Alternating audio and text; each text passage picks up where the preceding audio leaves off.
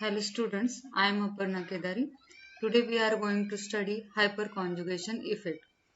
Then hyperconjugation effect is the modification of resonance effect or mesomeric effect. Resonance effect was in or resonance effect is the distribution of pi electrons, but the hyperconjugation effect the sigma electrons involves sigma electron. The hyperconjugation is the modification of resonance or mesomeric effect. This effect is permanent effect and it is observed even in the ground state of molecule, and it influences the physical as well as the chemical properties of molecule. The resonance or mesomeric effect involves the delocalization of pi electrons and non-electrons present on heteroatoms. The hyperconjugation effect involves the delocalization of sigma electron.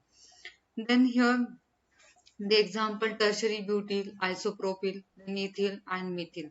Here the total 9 hydrogens, alpha hydrogens are present to shows hyperconjugation. Here only 6 hydrogen atom adjacent, sorry, alpha carbon atom, and here only one alpha hydrogen, sorry, 3 hydrogen atoms which shows hyperconjugation, and here there is no alpha hydrogens.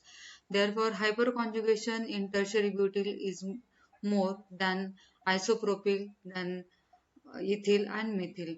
In methyl there is no hyperconjugation. In tertiary butyl group there are three total 9 hydrogens are available to show hyperconjugation effect. Then next is the alkyl groups are attached to the carbon-carbon double bond. The bond is reverse. In case of when these alkyl groups are attached to the carbon-carbon single bond, then the hyperconjugation is greater in tertiary butyl group. That is tertiary when 9 hydrogens are available to show hyperconjugation. But this reverse in uh, alkyl groups are attached to carbon-carbon double bond. The order is found to be exactly opposite. The this change in behavior is explained by hyperconjugation or delocalization of sigma carbon of C alpha hydrogen bonds takes place. Then in this first case, this propylene, this sigma electron, the bonding pair, the sigma electrons are shifted, that is it forms bond between carbon and next carbon, and there is shifting of electrons, this pi electrons to the adjacent carbon or this carbon atom. Then this hydrogen is leaves out as a H plus, but it remains in the close vicinity of this carbon-carbon double bond. Therefore, again it can this negative charge can come between the form bond pi bond between this carbon and the carbon, and this pi electrons attack on this or pi bond attack on H plus, and it gives propylene. Therefore, this order is reversed when this alkyl group is attached to the benzene, sorry, carbon-carbon double bond. Because suppose here there is tertiary butyl group, then there is no alpha hydrogen. But here there are 3 alpha hydrogens are available to show so hyperconjugation. Then here same in this toluene, here the hydrogen undergo delocalization, that is it leaves out as a H plus, but it remains in the close vicinity of this carbon-carbon double bond, and there is negative charge created on at a benzene ring carbon, and it undergo delocalization. Again in last structure it again attack on H plus and it gives toluene. Therefore this is the hyperconjugation effect. The hydrogen atom from C alpha does not become completely free. It does not change its place. It remains in the close vicinity of carbon to which it is attached. Then the hyperconjugation is electron donating resonance effect, but it involves sigma electrons of C alpha hydrogens, that is alpha hydrogens, and C alpha hydrogen bonds. Then the hyperconjugation is effect also counts for greater the thermodynamic stability of more substituted alkene than which contain the terminal bonds. Here there is total 9 alpha hydrogen atoms which shows hyperconjugation, and here there is only 5 alpha hydrogen. Therefore this compound is more stable than this because here more hydrogens are available to show hyperconjugation. It gives extra stability to compound. Then next, in structure 1, there are 9 alpha hydrogen atoms and hence 9 hyperconjugative structures are possible for this first compound, and for second compound there are only 5 alpha hydrogens. These 3 and these 2 alpha hydrogens are on, sorry, 5 hydrogens are available on this alpha carbons. Therefore, only 5 hyperconjugative structures are possible. More is the hyperconjugative structure, more is the stability of alkene. Therefore, here total 9 hydrogens are available to show hyperconjugative effect. It gives 9 hyperconjugative structure. Therefore, this compound is more stable. In tautomerism, when two interconvertible isomers coexist in equilibrium with each other, the phenomenon is called tautomerism and the isomers are called tautomers. Here there is interconvertible isomers. Here keto and enol. This keto and enol isomers coexist in equilibrium with each other, and this phenomenon is called tautomerism, and the isomers, this keto and enol are called tautomers. Here keto means it exists in keto forms, and enol means alkene and OL means alcohol. There is OH group, that is alcohol, and here there is double bond, therefore both in and alcohol, that is alkene and alcohol, therefore enol form. This is enol form. This hydrogen atom in keto form is tautomerizes or changes its position and it goes to oxygen, and therefore there is formation of it tautomerizes into enol.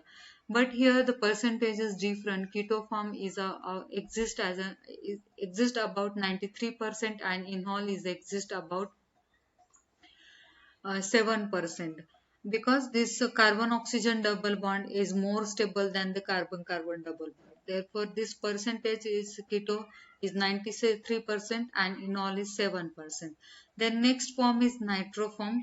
In nitroform this alpha hydrogen is shows hyperconjugation and it tautomerizes into acid nitroform. Then second amide form, this amide form undergo tautomerization and it gives imidol form, that is it is aromatic in nature. Then cleavage of bonds.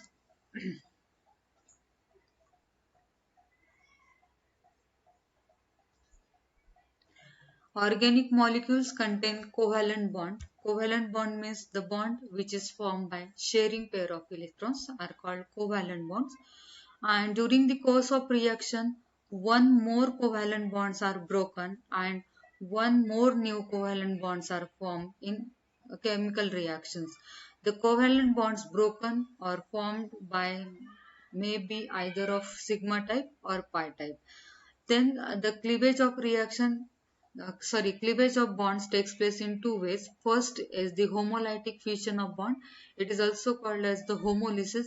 And second way of cleavage of bond is heterolytic fission.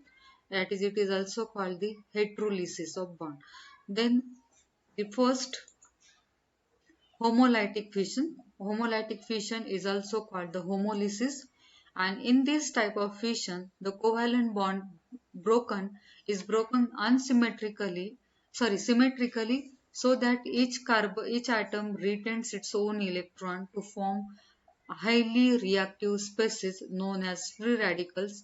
They contain unpaired electron.